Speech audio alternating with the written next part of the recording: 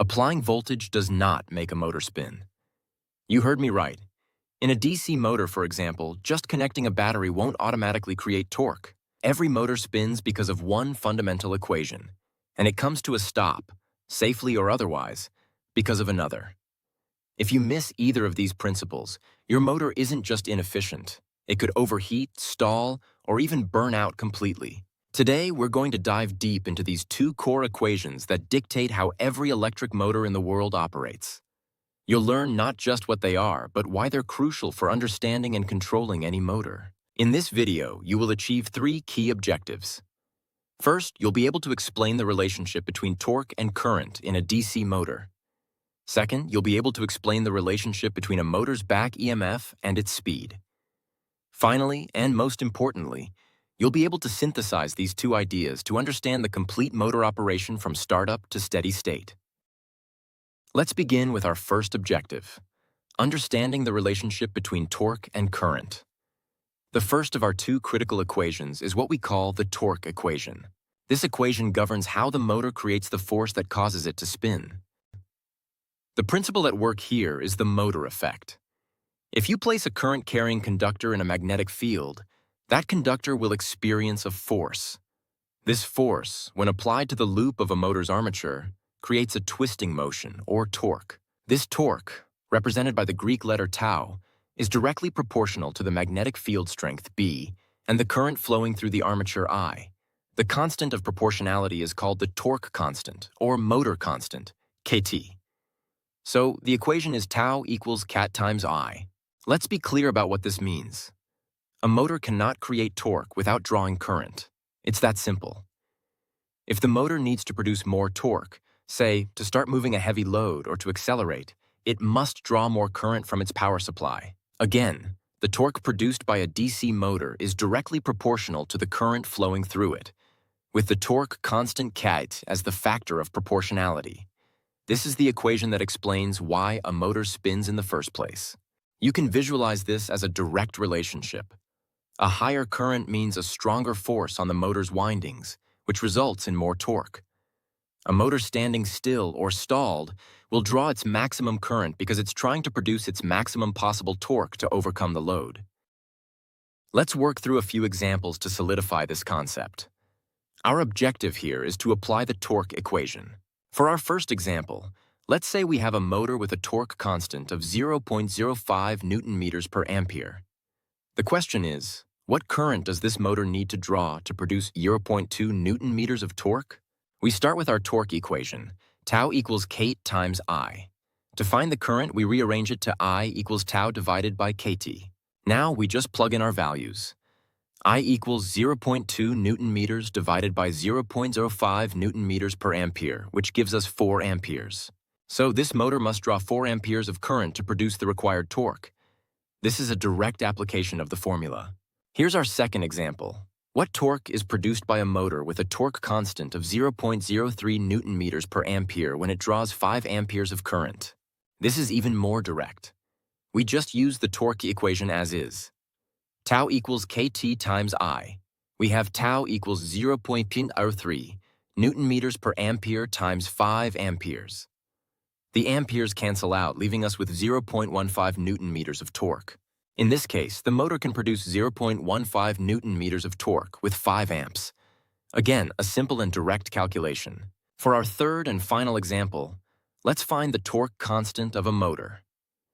If a motor draws 2 amperes of current to produce a torque of 0.1 Newton meters, what is its torque constant? Rearranging our fundamental equation, kT equals tau divided by I. Plugging in our values, we get 0.1 Newton meters divided by 2 amperes, which equals 0.06 Newton meters per ampere. We've now successfully applied the torque equation in all three forms.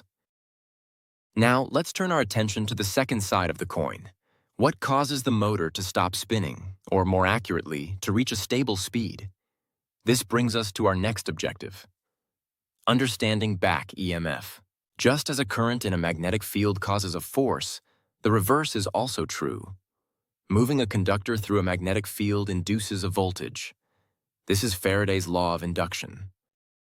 In a spinning motor, The armature windings are conductors that are constantly cutting through the magnetic flux of the motor's magnets. As they spin, they generate their own voltage. We call this the back electromotive force, or back EMF, denoted by E. The back EMF is directly proportional to the magnetic field strength, the number of turns in the windings, the armature's area, and the speed at which it's spinning. All the static parts, the magnetic field, number of turns, and area can be lumped into a single constant. And guess what? This constant is the exact same motor constant, kT, from our torque equation. So, our second key equation is E equals kT times omega, where omega is the motor's angular speed in radians per second. This is a crucial finding. The torque constant is also the back EMF constant. It tells you how much torque you get per amp and how much back EMF you get per unit of speed. What is the effect of this back EMF? It opposes the applied voltage. As the motor spins faster, the back EMF grows larger. This back EMF is the reason a motor doesn't just accelerate infinitely, it's the speed limiter. This back EMF opposes the applied voltage V. It acts as an internal resistance that increases with speed. The net voltage driving the motor is the difference between the applied voltage and the back EMF, which results in a reduction in current and, consequently, a reduction in torque. This is how the motor reaches a steady, stable operating speed. Let's apply the back EMF equation with a couple of examples. Our objective here is to calculate back EMF and speed. First, let's say a motor with a back EMF constant of 0.05 volts-seconds per radian is spinning at 60 radians per second. What is the back EMF generated? Our back EMF equation is E equals KE times omega. Since we already established that KE equals KT, we can just write E equals KT times omega. Plugging in the values, we get E equals 0.05 volts-seconds per radian times 60 radians per second, which gives us 3 volts. This means a 3-volt back EMF is being generated, opposing whatever voltage is applied to power the motor. For our second example, let's find the maximum speed of a motor. A motor with a kT of 0.04 nm-A is driven by a 12-volt supply. If its internal resistance is 0.5 ohms and there's no load, what is its theoretical maximum speed? The maximum speed occurs when the motor is spinning as fast as it possibly can. At this point, it's not doing any work to overcome a load. All the applied voltage is being perfectly canceled out by the back EMF. So at the theoretical maximum speed with no load, the applied voltage V equals the back EMF E.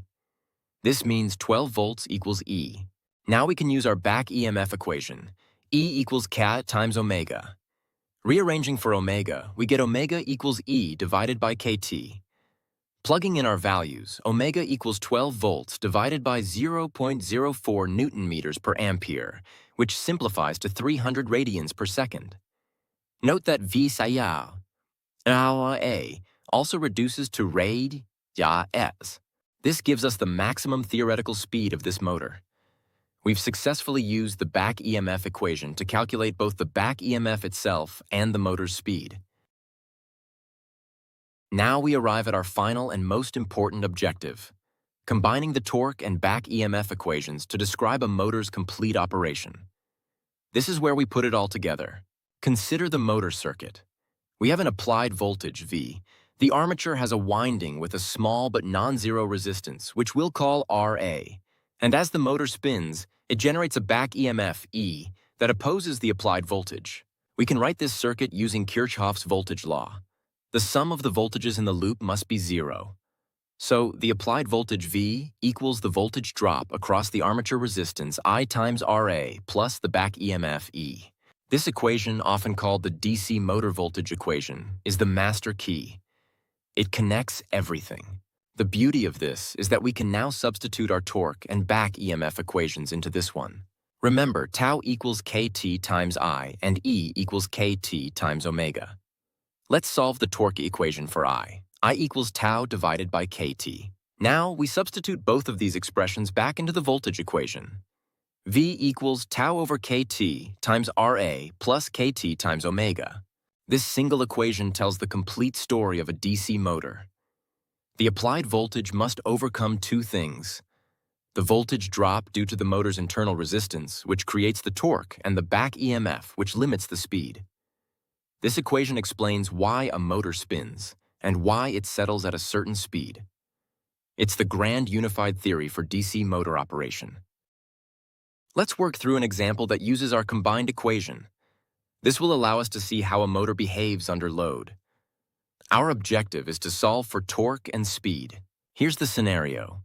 We have a 12-volt motor with an armature resistance of 0.5 ohms and a torque constant of 0.04 newton-meters per ampere. The motor is operating at a speed of 250 radians per second. What is the torque it's producing, and what is the current it's drawing? We need to find two variables, torque and current. We can use the combined voltage equation to solve for one of them, and then the torque equation for the other. Let's start by finding the current, I, since we know V, Ra, and omega. First, we need to find the back EMF, E equals kT times omega, so E is 0.04 times 250, which gives us 10 volts. Notice the back EMF is substantial, 10 out of the 12 volts applied. Now we use the voltage equation. V equals IRA plus E. We can rearrange to solve for I. I equals V minus E divided by RA. This means the current is 12 minus 10 divided by 0.5. That's 2 volts divided by 0.5 ohms, which gives us 4 amperes. So even though the applied voltage is 12 volts, the net voltage causing current to flow is only 2 volts because of the back EMF. This results in a current of 4 amperes. Now for the torque. Tau equals kT times I. That's 0.04 newton-meters per ampere times 4 amperes. The result is 0.16 newton-meters. We have successfully found both the current and the torque the motor produces at this specific operating speed. It's all connected. To bring this all home, let's look at what happens at startup, a critical moment for any motor.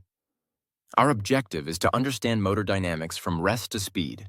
Consider our same motor. The motor is initially at rest, which means its speed, omega, is 0.